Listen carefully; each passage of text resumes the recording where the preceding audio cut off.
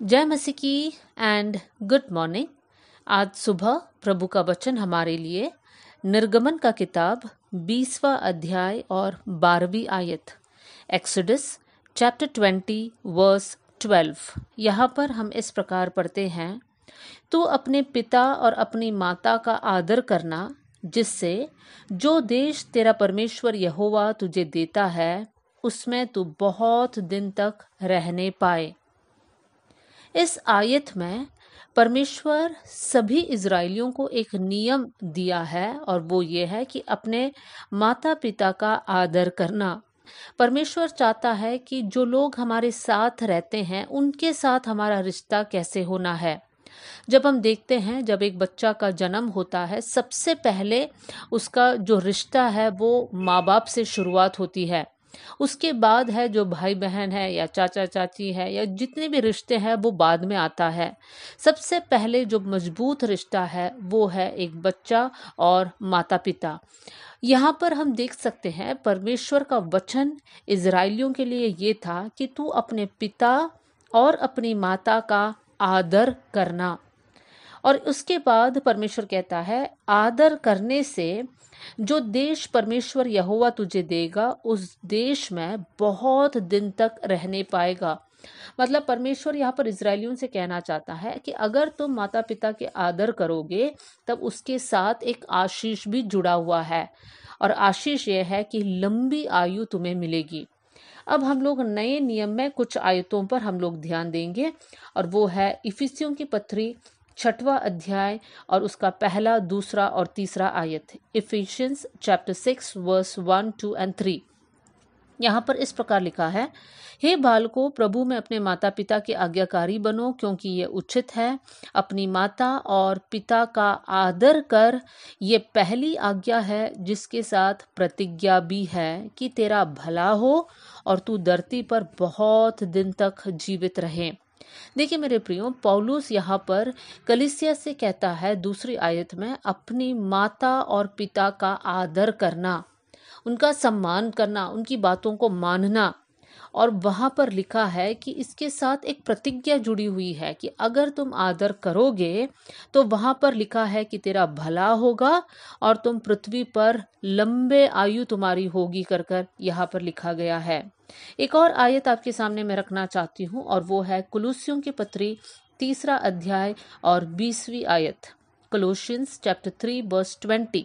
यहाँ पर हम इस प्रकार पढ़ते हैं, हे बालकों, सब बातों में अपने अपने माता पिता की आज्ञा का पालन करो, क्योंकि प्रभु इससे प्रसन्न होता है। अब तक हम देख रहे थे कि हमें माता पिता को उनका आदर करना है। अब यहाँ पर लिखा है 20वीं आयत में कि सब बातों में अपने माता पिता की आज्ञा का पालन करो, क्योंकि प्रभु इससे प्रसन्न रहता है। मेरे प्रियो, यहाँ पर लिखा हुआ बात यह है कि हमें उनकी आज्ञा मानना है। और आज्ञा मानना है तो कैसे मानना है? इफिसियों की पत्री 6वां अध्याय पहले आयत में वापस हम आएंगे। Ephesians 6 verse 1। यहाँ पे लिखा है, हे बालकों, प्रभु में अपने माता पिता के आज्ञाकारी बनो, क्योंकि ये उचित है। लेकिन आज्ञाकारी बनना है तो कैसे बनना है? प्रभु में आज्ञाकारी बनना है। देखिए मेरे प्रिय भाई बहनों, आज हम लोग वचन में से 2 बातों को सीखा कि हमारे माता पिताओं का आदर करना है, और दूसरी बात प्रभु में उनकी आज्ञा को मानना है। इसका मतलब, अगर हमारे माता पिता प्रभु यीशु को नहीं जानते हैं और वो लोग ऐसे काम हमें करने बोलते हैं जो प्रभु के वचन के खिलाफ है, तो हम उन बातों को ना माने, क्योंकि हमारे लिए परमेश्वर पहले स्थान में आता है। लेकिन परमेश्वर का वचन ये सिखाता है कि प्रभु में आज्ञाकारी रहना है। मतलब वचन के साथ जो मिलता है जुलता है उन सारी बातों को हमें मानना है। मतलब उनसे प्रेम करना है, उनको आदर करना है, उनका ख्याल रखना है, उनकी ज़रूरतों को पूरा करना है। ये सारी बातें जो है आदर में और आज्ञा मानने में हम लोग उसको देख सकते हैं। दूसरी बात यह है कि आज्ञा मानना, आदर करना, ये सिर्फ बच्चों के लिए नहीं है। हमारे माता पिता बुजुर्ग होंगे, हम बड़े हो चुके होंगे, हमारी शादी भी हो गई होगी, लेकिन हमें याद रखना है कि हमारे शादी के बाद हमें अपने माता पिता और साथ में अपने सास ससुर को भी माता पिता का ही दर्जा देना है। उनको वैसे ही प्रेम और आदर और उनकी आज्ञा को मानना है।